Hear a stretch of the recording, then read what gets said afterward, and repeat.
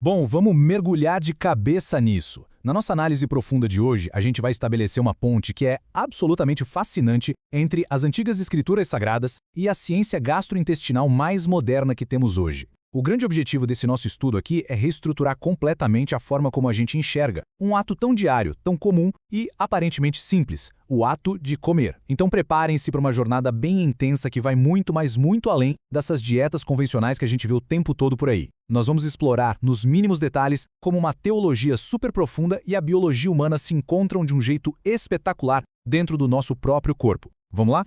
Para guiar a nossa conversa, esse aqui é o nosso roteiro de hoje. Primeiro, vamos ver o propósito divino do alimento. Em seguida, a armadilha do excesso. O ponto 3 é a batalha do domínio próprio. O 4, para a glória de Deus. E por fim, o número 5, o intestino como nosso segundo cérebro. Então, começando logo pela parte 1, o propósito divino do alimento. A fundação de tudo que a gente vai construir hoje começa com um reconhecimento essencial, sabe? A ideia de que o Criador é, de fato, o arquiteto intencional de tudo aquilo que nós consumimos. É muito importante ler esse texto de Gênesis prestando bastante atenção nas palavras todas as ervas. A relação da humanidade com a comida foi desenhada logo no início de tudo, lá no Jardim do Éden. E detalhe, o Éden não era um lugar de restrição severa, de jeito nenhum. Era um lugar de uma abundância esmagadora. A alimentação não foi um adendo ou um plano B de emergência depois que deu algum problema. Não. Ela foi criada como uma parte estrutural, essencial e simplesmente maravilhosa de todo o ecossistema biológico e espiritual do ser humano. Desde o primeiríssimo momento, uma provisão vasta e nutritiva já estava perfeitamente garantida. Pensem aqui com a gente e observem essa dicotomia entre o sustento e o prazer. O grande arquiteto poderia muito bem ter desenhado um único bloco cinza, denso, sem gosto e cheio de nutrientes, que manteria a gente vivo de forma puramente funcional, né? Uma barrinha de sobrevivência diária e só. Mas em vez disso, olha que incrível! Houve uma escolha deliberada e super amorosa pela diversidade. A criação foi inundada por quase todas as cores imagináveis. Verdes vibrantes, vermelhos profundos, milhares de sabores complexos, cheiros que ativam a nossa memória na hora e texturas que vão do super crocante ao mais macio. E o que isso prova para nós? Prova algo muito profundo. A comida foi projetada não só para dar o sustento vital que a gente precisa, mas para proporcionar um deleite sensorial intenso, uma alegria real. E isso nos leva à parte 2, a armadilha do excesso. Agora, como toda grande história, a nossa também tem um conflito profundo. O grande desafio da humanidade é que nós, frequentemente, pegamos presentes maravilhosos e acabamos distorcendo o propósito deles por uma absoluta e total falta de limites. Se a gente olhar para essa balança divina de provisões, olha só, descanso, sexo, comida, nenhum desses 3 elementos é inerentemente ruim ou pecaminoso. Muito pelo contrário, são instituições sagradas, coisas puras, belas e boas. O erro brutal, a grande armadilha, não está no ato em si, mas sim na forma como a gente pratica isso quando ignoramos completamente as fronteiras e os limites saudáveis. O livro de Provérbios traz aquela metáfora super contundente da formiga e do preguiçoso para dar um verdadeiro choque de realidade na gente. Reparem bem na tragédia que acontece aqui. A belíssima e divina instituição do repouso, daquele sono reparador que o nosso corpo precisa desesperadamente para curar as células, para restaurar a mente, ela pode se transformar, muito rápido, numa força destrutiva e corrosiva, que é a preguiça. Um limite muito tênue e ultrapassado. E pronto, aquilo que foi desenhado perfeitamente para recarregar as energias passa a gerar miséria e escassez. O excesso simplesmente deforma a bênção original. Ele transforma um presente numa verdadeira prisão. E é exatamente aí que mora a grande sacada filosófica e prática que a gente precisa dominar hoje. Tem uma distância gigantesca entre o que é feito e o como é feito. Da mesma forma que a intimidade física, quando quebra limites sagrados, vira algo nocivo, o ato de comer também pode passar de uma necessidade alegre por uma idolatria silenciosa. Sabe o apóstolo Paulo? Ele adverte severamente sobre pessoas cujo Deus é o próprio ventre. Gente, pensem na gravidade disso. É quando a comida deixa de ser nutrição e vira um ditador, o centro absoluto que controla todas as emoções e as ações da vida de alguém. Avançando para a nossa parte 3, a batalha do domínio próprio. Isso leva a gente direto para a raiz do problema, que é esse campo de batalha milenar do domínio próprio. A gente precisa lembrar o tempo todo que os nossos desejos físicos mais simples carregam consequências espirituais gigantescas. Olha bem para essa linha do tempo. A história está aí para mostrar que os nossos maiores fracassos muitas vezes se esconderam atrás de um simples desejo por comida. Olha a ironia. Adão e Eva não causaram a queda da humanidade manipulando armas de guerra. Eles simplesmente cederam à atração por um fruto por falta de limites. E o Esaú?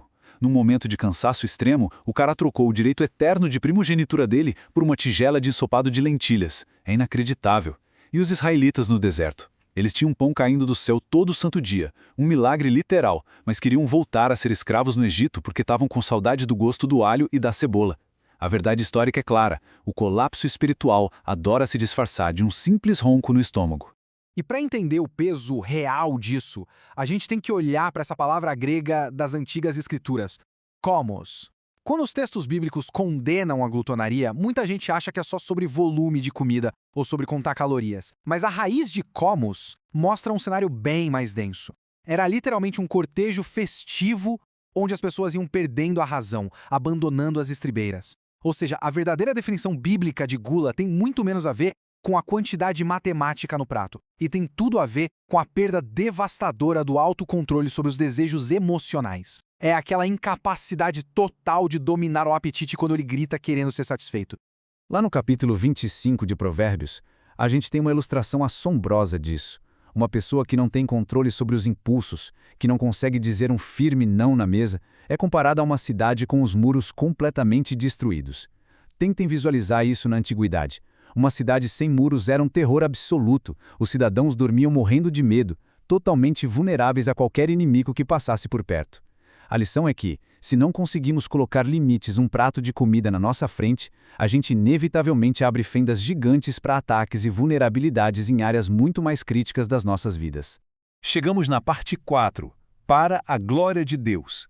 E é aqui, meus amigos, que acontece uma mudança de paradigma revolucionária na nossa exploração. A teologia, que às vezes parece tão abstrata, precisa se encontrar com a precisão da anatomia física. O famoso texto de 1 Coríntios 10:31 faz a gente pensar: como é que uma garrafa de água ou um pedaço de comida podem dar glória ao Criador? A resposta está puramente no design. O Criador é imensamente honrado toda vez que a sua obra-prima máxima, que é o nosso corpo humano, funciona de forma excelente, seguindo exatamente o design inteligente original para a qual ela foi desenhada. Querem ver isso com mais precisão? Olha o termo grego koilia, que o apóstolo Paulo usa em 1 Coríntios 6:13. Por muito tempo, traduziram isso só como estômago ou ventre, como se fosse só um saquinho de armazenamento. Mas a verdade é que essa palavra engloba toda a cavidade abdominal. Ela abrange os intestinos, todo o trato digestório na sua complexidade celular mais absurda. Os autores bíblicos não estavam só citando um órgão aleatório. Eles estavam apontando direto para todo esse sofisticado maquinário da digestão. Eles se importavam e muito com a nossa máquina interna. E o próprio Jesus, no Evangelho de Marcos, nos deu uma aula magistral onde a biologia e a teologia funcionam juntas. Para explicar que a verdadeira pureza não se mede por regrinhas alimentares externas, ele descreveu a mecânica bruta da digestão. A comida entra pelo ventre e os resíduos são eliminados fisiologicamente. Com isso, ele separou de forma cirúrgica o que é mero descarte biológico do que é a verdadeira impureza moral do coração. Ou seja, o trato gastrointestinal não é algo profano para a gente ignorar, mas uma área vital onde devemos ter cuidado rigoroso com esse corpo físico que nos foi emprestado. O que nos leva direto para a parte 5, o intestino como o segundo cérebro.